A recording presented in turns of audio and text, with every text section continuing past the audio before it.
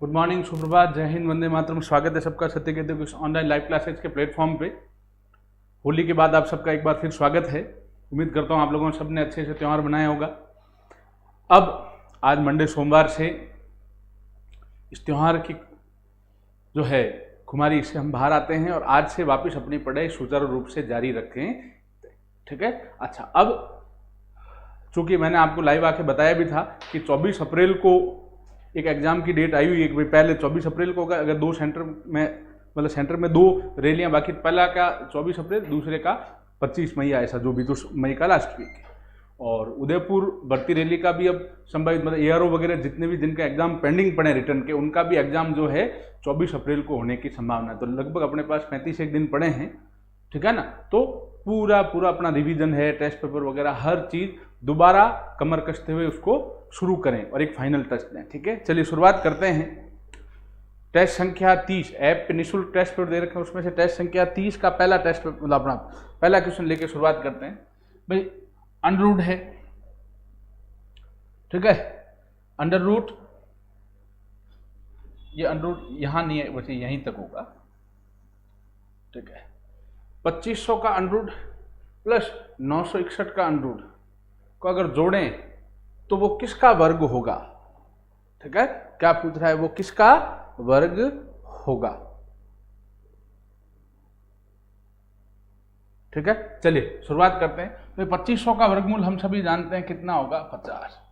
तो 5 जोड़ी 25 और 1 जीरो तो 1 जीरो 2 जीरो हो जाएंगे। तो 2500 का वर्गमूल तो कितना हो गया, 50। अब 961 है, ठीक है ना, इसका वर्गमूल कितना होगा, शायद 31 इंटू 31, क्योंकि 30 इंटू 30 900 होता है। तो ऐसे हिट एंड ट्राई से देखते हैं तो 1 और 3 इंटू 3 और 9, बिल्कुल सही है, 961। तो ये, और यूं आप चाहें तो इसको आप चाहें तो अभाज्य गुणनखंड विधि से निकालें और चाहें तो इसको अभाज्य गुणनखंड विधि से निकालें, चाहे इसको संक्षिप्त विधि वर्गमूल निकालने की संक्षिप्त विधि से निकालें। हम जानते हैं वर्गमूल निकालना था 2500 का वर्गमूल 50, 961 का वर्गमूल 31, क्योंकि 31 गुणा 31 कितना होता है, 961 होता है।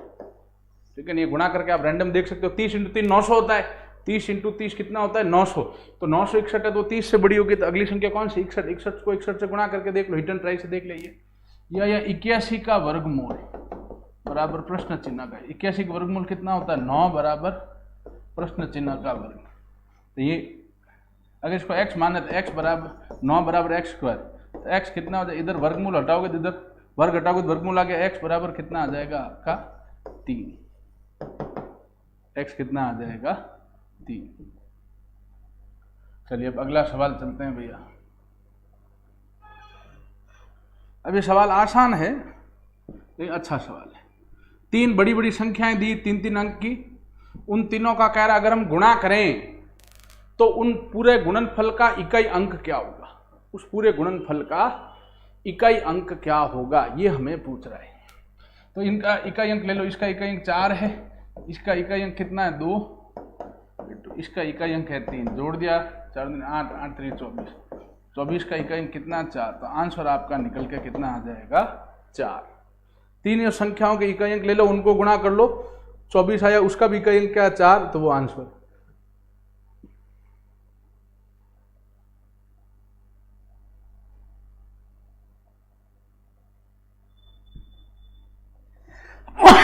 सॉरी, प्रश्न है x की घात 3 इंटू x की घात 5, ठीक है, बटा में है x की घात 4 बराबर x की घात n है। तो n का मान ज्ञात कीजिए, n का मान बताइए, प्रश्न है। ध्यान दीजिएगा, घात के ऊपर कोष्टक है, कोष्टक लग के घात के ऊपर घात है, तो घातें क्या हो जाती है, गुणा। तो x की घात 3 इंटू x की घात 5 है बटा x की घात 4 है बराबर x की घात n है। 3 3 कितना हो गया, 9, x की घात 9 इंटू x की घात 5 बटा x की घात 4 है बराबर x की घात n। अब आधार समान है, x और गुणा में आधार वही आता है, घातें क्या हो जाती है, जुड़ जाती, 9 + 4 बटा x की घात 4 बराबर x की घात n। जो है x की घात 14 बटा x की घात 4 बराबर x की घात n। अब आधार समान है, भाग में है तो घातें घट जाएगी। 14 माइनस 4 बराबर x की घात n। तो यहाँ से x की घात 10 बराबर कितना हो जाएगा, x की घात n। तो x कितना आ जाएगा, सॉरी यही आप लिख दें, 10 की घात x की घात 10 बराबर x की घात n। तो यहाँ आधार समान है x x, तो घातें भी समान होगी। तो n का जो मान है वो निकल के अपना कितना आ जाएगा, 10। आसान सवाल है, फिर करते हैं। कोष्टक लग के घात के ऊपर घात है तो घातें गुणा हो जाएगी, 3 3 9 और x घात 5 है ही। 9 और 5 कितना हो गया, 14 बटे में x घात 4 ही। भाग में है बटे में है तो घातें घट जाएगी, 14 माइनस 4 x घात हो जाएगा 10 बराबर x घात n। आधार समान x x, घातें समान n, आपका निकल के कितना आ जाएगा प्यारे बच्चों, 10। इसका करेक्ट आंसर होगा आपका। चलिए अब अगले प्रश्न की ओर बढ़ते हैं बेटा। अगला प्रश्न जो है बीजीय व्यंजक जो है, अपने जो सूत्र पढ़े थे उस पर आधारित है। इस टाइप के सवाल में एक तरीका तो क्या है, हमें गुणा आता है भले ही 4 अंक का हो, ठीक है ना, हमें गुणा आता है, हम इसको कर सकते हैं गुणा को। क्योंकि 1510 को 1490 से हम गुणा कर सकते हैं। 4 अंक का गुणा है, बड़ा है, लेकिन अगर समय बचता है और अपने पास नहीं कोई और सूत्र लगाने का तरीका है तो हम इसको लगा सकते हैं। नहीं तो यहां से आप देखें ये 1500 से 10 ज्यादा, ये 1500 से 10 कम है। इसको क्या लिख सकता हूं मैं, 1500 प्लस 10। 1510 को क्या लिख सकता हूं, 1500 प्लस 10। और 1490 को क्या लिख सकता हूं, 1500 माइनस 10। ये हो क्या रहा है, a plus B into A minus B, वो बराबर क्या होता है, A square minus B square. ए कितना है, 1500 का स्क्वायर माइनस बी कितना है, 10 का स्क्वायर। 1500 का स्क्वायर 15 इंटू 15 कितना आता है, 225। पीछे 2 जीरो थे, कितने जीरो आ जाएंगे, 4 जीरो माइनस 10 का स्क्वायर कितना हो जाएगा, 100। अब इसमें से आप जब 100 घटाएंगे तो 0 0 9 9 4 2, ये आपका आंसर। भाई 1510 है तो इसको लिख सकते हैं 1500 प्लस 10, 1490 आती है, 1500 माइनस 10, ये हो गया ए प्लस बी माइनस बी। ए प्लस बी माइनस बी किसका सूत्र होता है, A square minus B square का। ए कितना है 1500, बी कितना है 10, तो 15 का स्क्वायर ये आ गया। 2 जीरो तो 2 2 4 जीरो, यहाँ 10 का स्क्वायर 100 घटाइए। अगले प्रश्न की ओर बढ़ते हैं बेटा। अगला प्रश्न लसब मसब का प्रश्न है, इस टाइप का सवाल हमने किए भी हैं। चलिए प्रश्न है, वह छोटी से छोटी, याद रखें वह छोटी से छोटी कहता है, ये ट्रिक याद रखें। तो क्या ज्ञात करने का कह रहा है, लसब। छोटी से छोटी कहता है तो लसब, बड़ी से बड़ी कहता है तो मसब। छोटी से छोटी कह रहा है तो हम क्या निकालेंगे, लसब। ठीक है भैया, वह छोटी छोटी संख्या जिसमें 8, 10, 12, 15, 16 से भाग देने पर शेष फल कितना बचे, 4 शेष बचने का भी कह रहा है। तो जो क्या करेंगे, छोटी से छोटी मतलब लसब निकालना है। छोटी से छोटी मतलब लसब, बड़ी से बड़ी कहता है मसब। संशय विधि से निकालेंगे। 2 का भाग दिया 8 में 4 बार, 10 में 5 बार, 12 में 6 बार, 15 में नहीं गया वैसा वैसा, 16 में 8 बार। 2 का भाग 2 5 3 4, फिर 2 का भाग 1 5 में नहीं गया वैसा वैसा, 3 में नहीं गया वैसा वैसा, 15 में नहीं गया वैसा वैसा, फिर 2, फिर 2 का भाग 1 5 3 15 1, फिर 3 का 1 5 1 5 1, और लास्ट में 5 का देंगे 1 1 1 1 1। तो इनका लसब क्या हो जाएगा भैया, 2 into 2 into 2 into 2 into 3 into 5, गुणा कर 2 2 4 4 2 8 8 2 16 16 3 48 48 5 240। क्या भाग पूरा पूरा जाने का ही कह रहा है क्या, केवल नहीं, हमें क्या कह रहा है कि शेष फल 4 बचे, तो लसब निकाला उसमें 4 जोड़ दो, संख्या आंसर जो आ जाएगा या जो संख्या जो होगी वो होगी 244। अगर शेषफल 5 बचने का कहता है तो 5 जोड़ लेते हैं। जो शेषफल बचने का कह रहा है वह संख्या हमें प्यारे बच्चों जोड़ देनी है। अब अगला प्रश्न, ये अच्छा प्रश्न है। कह रहा है किसी परीक्षा में 30% छात्र हिंदी में, 25% छात्र संस्कृत में और दोनों विषयों में 15% उत्तीर्ण हुए। तो बताओ कक्षा में कुल कितने प्रतिशत छात्र उत्तीर्ण हुए? कक्षा में कुल कितने प्रतिशत छात्र उत्तीर्ण हुए? ठीक है, तो ध्यान दें, माना कुल कितने हैं? 100। माना कुल कितने विद्यार्थी है? 100। ठीक है, माना 100 विद्यार्थी है। तो हिंदी में बात कर रहा हूं मैं पास, और फिर बात कर रहा हूं मैं फेल। हिंदी में पास कितने हैं? 25। तो फेल कितने होंगे? 75। फिर बात करते हैं संस्कृत। संस्कृत में हिंदी में 30 कह रहा है, हिंदी में 30 पास है। ध्यान दें, 30% हिंदी में, 100 माने हिंदी में 30 पास है, फेल कितने होंगे? 70। संस्कृत में कह रहा है 25% पास है, तो फेल कितने परसेंट होंगे? 75। अब कह रहा है दोनों में फेल है, सॉरी दोनों में उत्तीर्ण, जो दोनों हैं, दोनों में उत्तीर्ण कितना परसेंट है? 15%। तो दोनों में फेल कितना होगा? 85। ठीक है, तो यहां ध्यान दें, कुल अनुत्तीर्ण कह दो चाहे फेल कह दो, वो हमेशा क्या याद रखना, वो हमेशा क्या होगा? हिंदी में फेल, हिंदी में अनुत्तीर्ण, ठीक है, प्लस संस्कृत में अनुत्तीर्ण, माइनस होता है दोनों में अनुत्तीर्ण। ये ट्रिक याद रखें, ये ट्रिक आप लोग याद रखें। तो हिंदी में अनुत्तीर्ण है 70, संस्कृत में है 75, माइनस दोनों में है 85, जोड़ा 145 माइनस 85, ये कितना हो गया? 60। 60 जने हैं, दोनों में फेल। ये तो कुल अनुत्तीर्ण है, तो हमें कुल अनुत्तीर्ण नहीं पूछा है, हमें कुल उत्तीर्ण पूछा है। तो 100 माइनस 60 बराबर कितना हो जाएगा भैया? 40%। ठीक है, आंसर कितना हो जाएगा? 40%।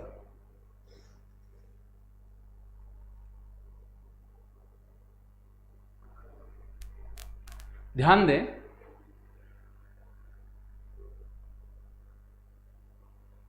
कुल कितने माने हमने? 100। कईयों का आंसर आए हैं, वेरी गुड। कुल कितने माने हमने? 100। हिंदी में पास कितने? 30, तो फेल कितने हुए? 70। संस्कृत में पास है 25, तो फेल होंगे 75। दोनों में पास है 15, तो फेल होंगे 85। तो कुल अनुत्तीर्ण कितने होंगे? हिंदी में अनुत्तीर्ण प्लस संस्कृत में अनुत्तीर्ण माइनस दोनों में अनुत्तीर्ण। तो दोनों जोड़ दिया, उसमें से घटा दिया।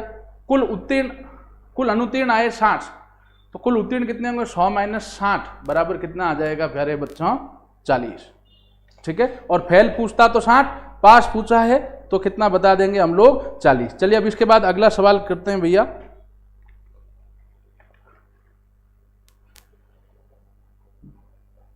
लाभ हानि का प्रश्न है।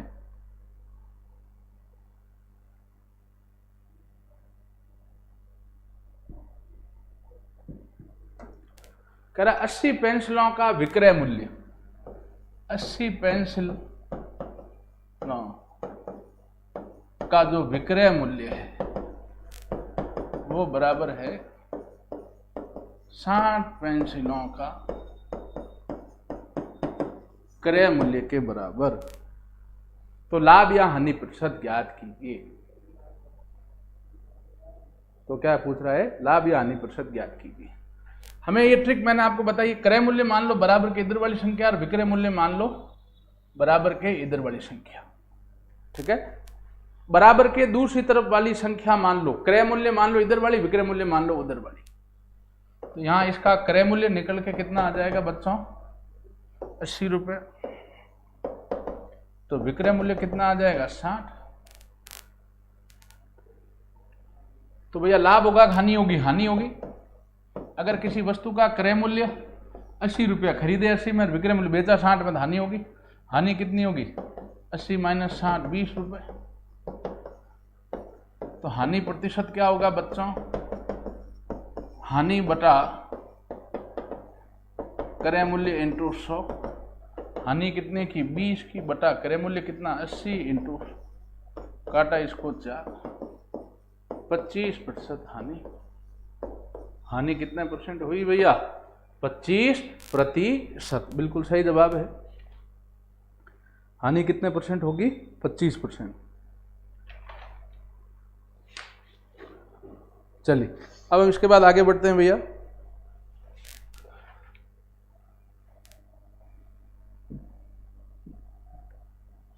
अगला प्रश्न डिस्काउंट छूट बटे का प्रश्न है।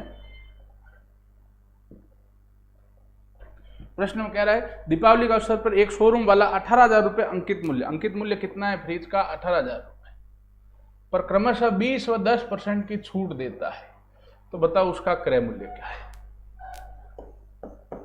तो क्रय मूल्य बराबर क्या होता है भैया, क्रय मतलब वो विक्रय मूल्य पूछ रहा है, दुकानदार के लिए वो विक्रय मूल्य होगा, ग्राहक के लिए तो वो क्रय मूल्य होगा। विक्रय मूल्य बराबर क्या होगा बच्चों, विक्रय मूल्य बराबर होगा अंकित मूल्य इंटू 100 माइनस छूट बटा 100। अगर एक छूट है तो एक, दो है जैसे इसमें दो लिखी तो 100 माइनस छूट, 100 माइनस छूट 1 बटा 100 इंटू 100 माइनस छूट 2 बटा 100। आगे तीसरी भी छूट होती है 100 माइनस छूट 3 बटा 100। तो अंकित मूल्य कितना, 18,000 इंटू 100 माइनस पहली छूट 20 बटा 10, दूसरी छूट 10 तो 100 माइनस 10 बटा 18,000 इंटू 80 बटा 100 इंटू 90 बटा 100। 0 0 गया, 0 0 गया, 2 0 से 2 0 गया, 180 इंटू 8 9 72। ठीक है, इसको गुणा कर लेते हैं।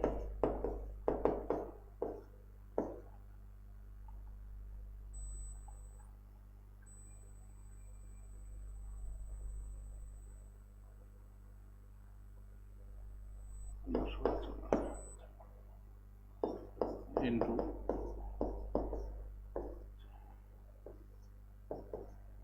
12,960 रुपये। ठीक है, कितना आ जाएगा, 12,960 रुपये। आगे बढ़ते हैं भैया अगले प्रश्न की ओर। तो छूट एक है तो एक बार लेते हैं, दो है तो 100 माइनस छूट 2 बटा 100, 3 है तो तीसरी बार ले लेते हैं।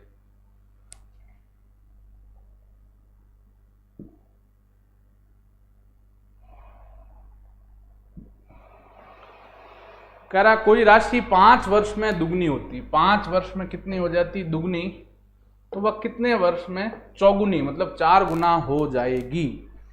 2 वर्ष में 5 वर्ष में कितनी हो रही 2 गुनी, तो वह कितने वर्ष में 5 गुनी हो जाए। इसमें एक ट्रिक याद रखें, n1 माइनस 1 बटा t1 बराबर n2 माइनस 1 बटा t2। कि भाई कोई इतने वर्ष में इतने गुना हो जाती है तो कितने वर्ष में इतने गुना होगी, इस टाइप का प्रश्न है। तो इसमें ट्रिक याद रखें, n1 माइनस 1 बटा t1 बराबर n2 माइनस 1 बटा t2 या t2।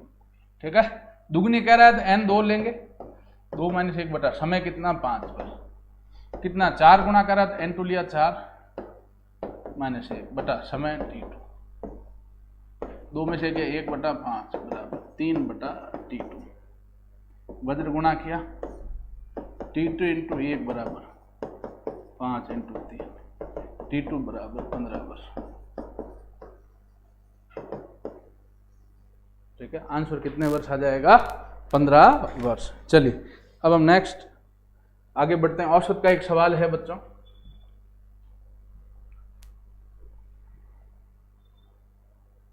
औसत में एक ही सूत्र लगता है, राशियों का योग बराबर औसत इंटू राशियों की संख्या।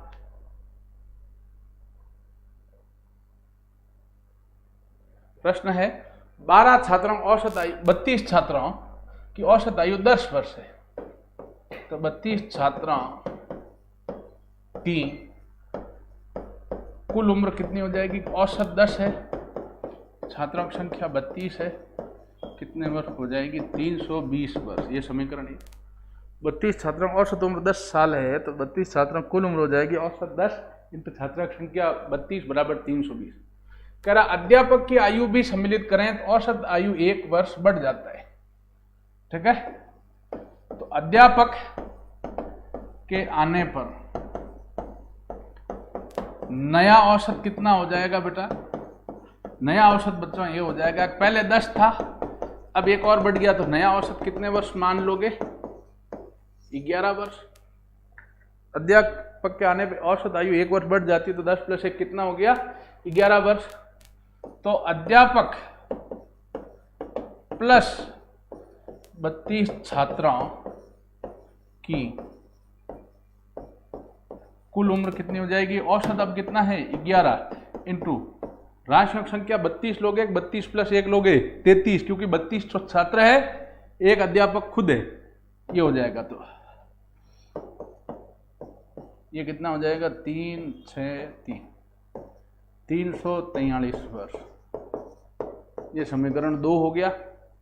अब आप समीकरण 1 और समीकरण 2 पे नजर डालें। समीकरण 1 क्या है? 32 छात्रों की कुल उम्र, और समीकरण 2 क्या? अध्यापक प्लस 32 छात्रों की कुल उम्र। तो अध्यापक की उम्र क्या होगी भैया?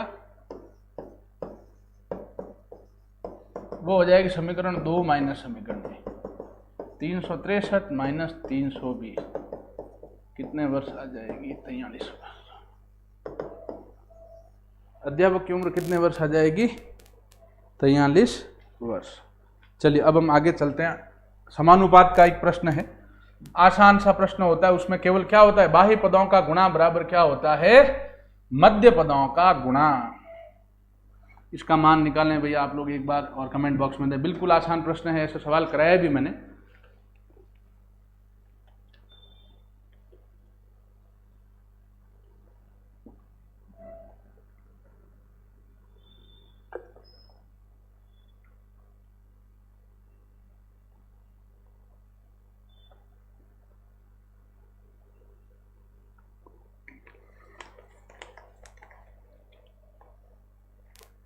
ध्यान दें, इसमें बाह्य पदों गुणा बराबर मध्य पदों गुणा। क्या सूत्र है? बाह्य पदों का गुणा बराबर होता है मध्य पदों का गुणा।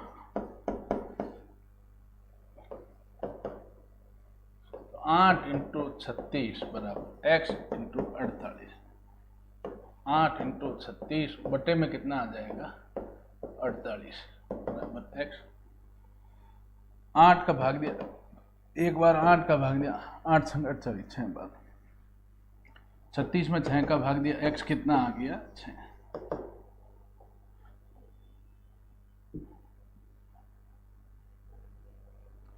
समय कार्य का सवाल है। नल वाले सवालों को कौन सा सवाल मानना है? समय कार्य के प्रश्न ही मानना है।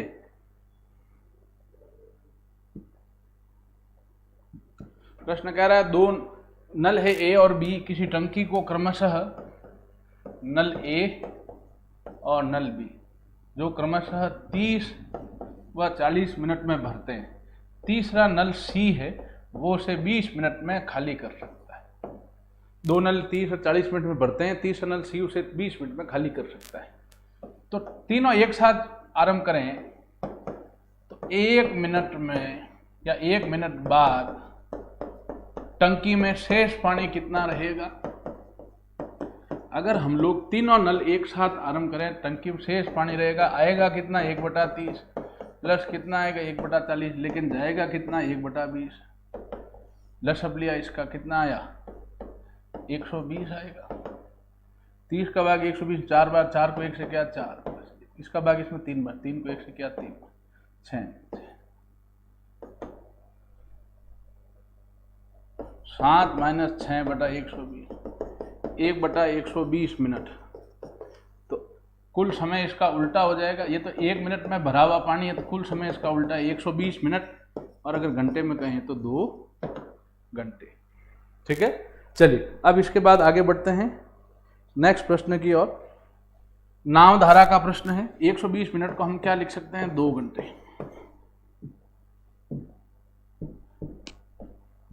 13वां प्रश्न है। हमें इसमें मैंने आपको ट्रिक बता रखी सीधी, लेकिन इसमें सीधी चालें नहीं दे रखी। क्या कह रहा है, एक नाव 8 घंटे में धारा के विपरीत 40 किलोमीटर दूरी तय करती है। ठीक है, तो विपरीत मतलब प्रतिकूल में। प्रतिकूल में चाल क्या होगी बच्चों, चाल क्या होती, दूरी बटा समय। दूरी है 40 किलोमीटर, समय 8 घंटे, चाल हो गई बच्चों 5 किलोमीटर प्रति घंटा प्रतिकूल में।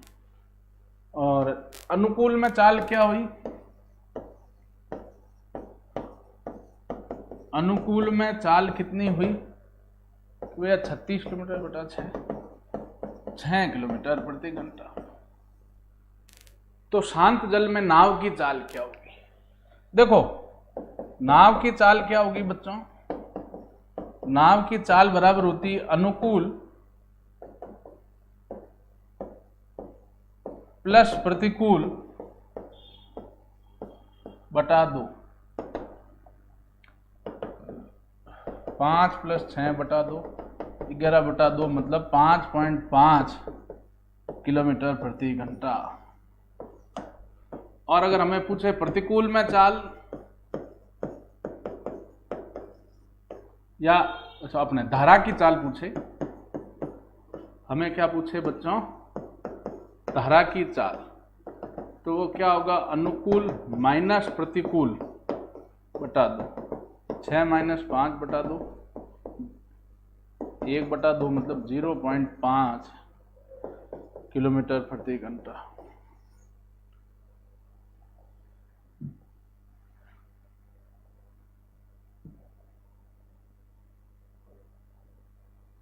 अगला सवाल है समय और चाल दूरी का।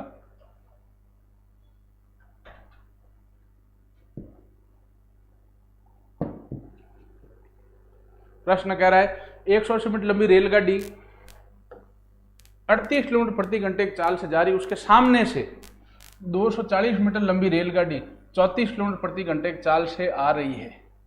तो बताओ दोनों ट्रेनें एक दूसरे कितने समय पार करेगी। आसान प्रश्न है। दूरी क्या हो जाएगी, दो ट्रेनों की दूरी दे रखी, दूरी मीटर में होती है, दो दूरी दोनों जोड़ देते हैं, तो दूरी बराबर होगी दोनों ट्रेनों की लंबाई का योग। 180 + 240 ये हो जाएगा 420 मीटर, ये दूरी है। अब चाल एक होती तो एक लेते हैं, दो है तो सापेक्ष चाल लेते हैं। सापेक्ष चाल क्या होगी, विपरीत दिशा में है, आमने सामने है तो चालें क्या होगी, जुड़ेगी। तो 38 + 34 बराबर हो जाएगी 72 किलोमीटर प्रति घंटा। इसको मीटर प्रति सेकंड बदलना, किससे गुणा करेंगे, 5/18 से, 18 × 18 18 × 72, ये आ जाएगा 20 मीटर प्रति सेकंड। दूरी चाल है तो समय बराबर क्या होगा, दूरी बटे चाल। दूरी है 420 बटा चाल है, समय आ गया 21 सेकंड। समय कितने सेकंड आ गया, 21 सेकंड। अब अगला सवाल करते हैं भैया, क्षेत्रफल आयतन का प्रश्न है, सूत्र याद होना चाहिए इसमें, बाकी बहुत आसान प्रश्न है ये। कह रहे आयत की लंबाई 80 मीटर है और विकर्ण का माप 100 मीटर है।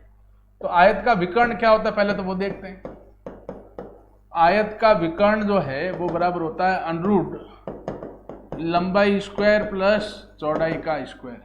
तो विकर्ण की जगह 100 लिख दिया, बराबर √ लंबाई कितनी 80 का स्क्वायर, चौड़ाई नहीं पता x मान लो, x का स्क्वायर। दोनों तरफ वर्ग करो, एक तरफ अगर वर्गमूल है तो दोनों तरफ हमेशा क्या करते हैं, वर्ग। तो इधर तो 100 का वर्ग बराबर, इधर वर्ग करोगे तो हट जाएगा, केवल रहेगा 80 का वर्ग प्लस x स्क्वायर। 100 का वर्ग 10,000, 80 का वर्ग 6400 प्लस x स्क्वायर। 10,000 - 6400 बराबर x स्क्वायर। 3600 बराबर x स्क्वायर। x क्या आ जाएगा, 3600 का वर्गमूल, x आ जाएगा 60। ये 60 क्या आई है, चौड़ाई। हमें पूछा है क्षेत्रफल, आयत का क्षेत्रफल क्या होता है भैया, लंबाई इंटू चौड़ाई। तो 80 लंबाई, चौड़ाई 60, 8 × 48 और 2 0, और क्षेत्रफल है और मीटर में है तो मीटर स्क्वायर, या हिंदी में लिखोगे तो वर्ग मीटर। चलिए अब नेक्स्ट सवाल की ओर बढ़ते हैं।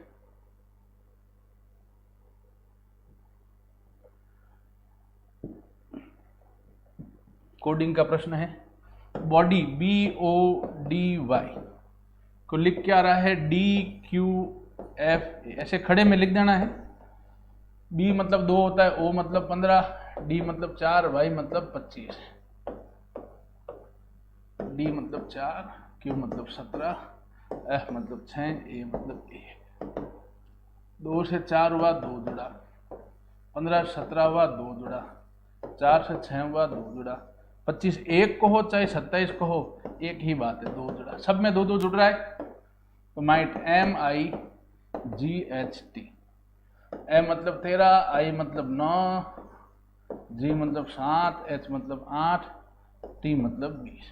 सब में 2 2 जोड़ देते हैं इसमें।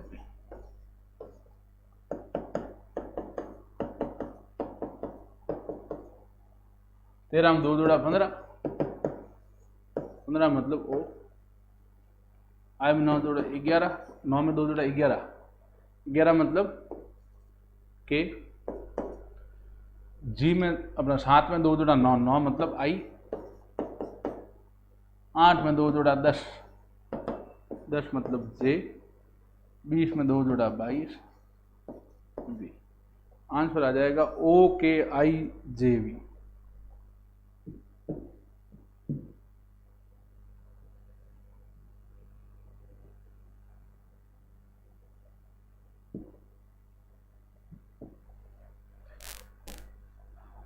संख्याएं कितनी जुड़ी? 3 से 6 हुआ 3 जुड़ा, 6 से 11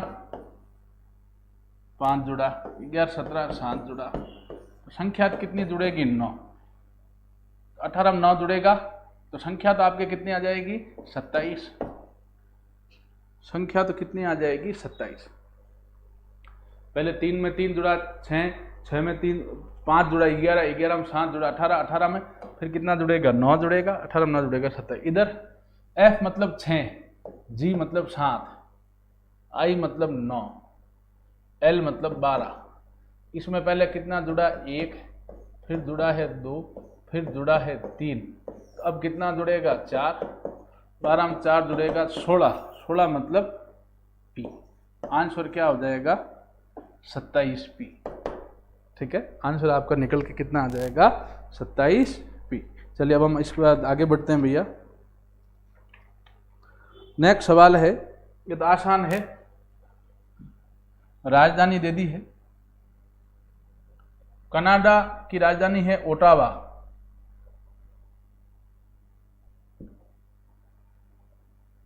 कनाडा की राजधानी है ओटावा। तो स्पेन की राजधानी क्या है? ये तो आपको जीके का प्रश्न है। मैड्रिड या मैड्रिड जो भी कहो। अगला प्रश्न है,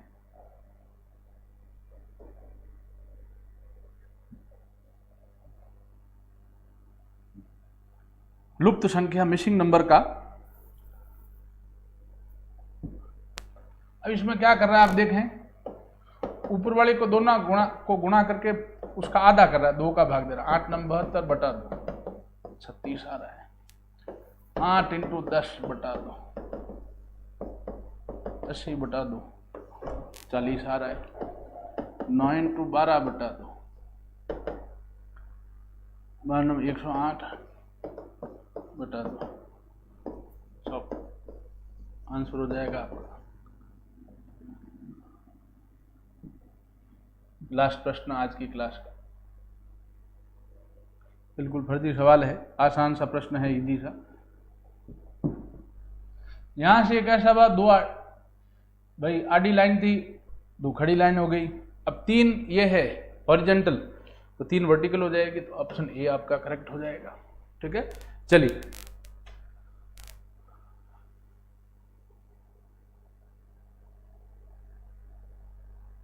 अच्छा, इसमें संख्या मैंने अलग ले ली थी, एक बार देखते हैं। ये प्रश्न तो हो गया।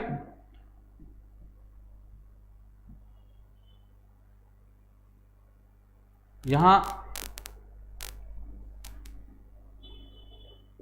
12 इंटू 9 कर दिया था शायद, वापिस कर लेते हैं इसको। अगर सही किया तो ठीक है, नहीं तो मैं वापस बताता हूँ। दोनों गुणा करके 2 का भाग दिया, ऊपर वाली दोनों को गुणा किया। 8 नंबर 72 में 2 का भाग दिया 36। इसमें 8 इंटू 10 किया बटा 2, 80 बटे 2 40। यहाँ 10 है ना, मैं शायद 9 ले लिया था। 10 × 2 मतलब 12/2, 120/2, तो उत्तर आपका कितना आ जाएगा 60। अगर यहाँ 9 होता तो 108/2 कर लेते, यहाँ 10 है तो ये 10 ले लेंगे, तो 12 × 10 120/2 60 आ जाएगा, है ना। मैंने वहाँ 9 ले लिया था गलती से। दोनों ऊपर वाली को गुणा करके 2 का भाग दे रहा है। चलिए आज की क्लास में इतना। इन सवालों को दोबारा हल करें और 24 अप्रैल का लक्ष्य लेते हुए अब से दोबारा से तैयारी करें, ठीक है। होली के उस खुमारी से हम लोग बाहर आते हैं, आज से वापस पढ़ते हैं, सूत्रों को भी रटाएं, ठीक है। धन्यवाद।